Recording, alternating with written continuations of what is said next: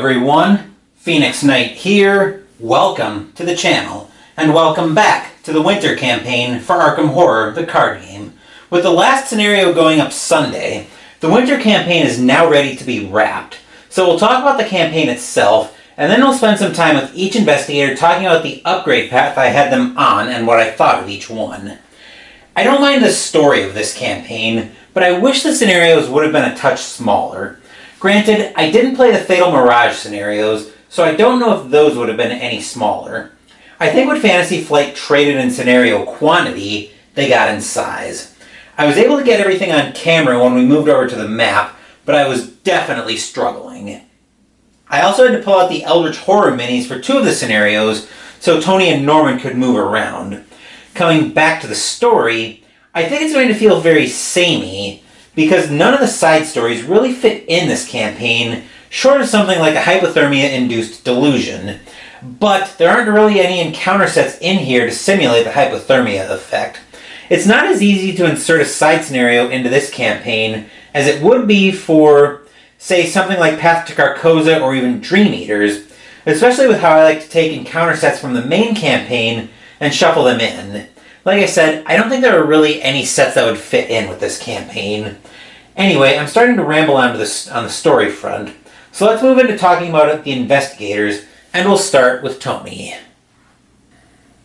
Hello, Tony. With a 5 in your combat stat line, with 5 combat in your stat line, that is very hard to pass up and not lean into. Your deck building options don't really offer much for clue help, and as such, I'd probably like this build a lot better for a 4-player campaign. Problem is, this is a 2-player campaign, and I needed more generalization. I thought I could get away with a little specialization here, but clearly I couldn't. I tend to prefer playing Tony splashing Guardian, mostly because of that 5 combat in his stat line, but I think in a 2-player situation, he probably needs to splash into Seeker and help with clues. Guardian just doesn't offer much help with gathering clues. As such, this is why losing Dr. Kensler in the last scenario was such a big problem for Tony.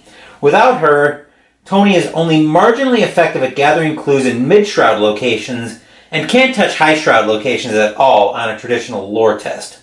With the Guardian path, Tony was good, but in hindsight, like I said, I think he needed to splash Seeker so that losing the Clover wasn't a bigger catastrophe. Anyway, that will do it for Tony. Let's go chat a bit with Norman. Hello, Norman. Being one of the Edge of the Earth investigators, you have a very odd deck building scheme, and you're the third of those investigators I've featured in the channel. Lily and Monty were the investigators I sent into Path to Carcosa for last year's winter campaign, but I still need to get Daniela and Bob on the channel yet.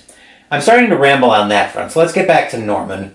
I was really happy with Norman's build for the most part, but I never got to do anything with his Summoned Servitor, and honestly, the Summoned Servitor just doesn't seem all that good.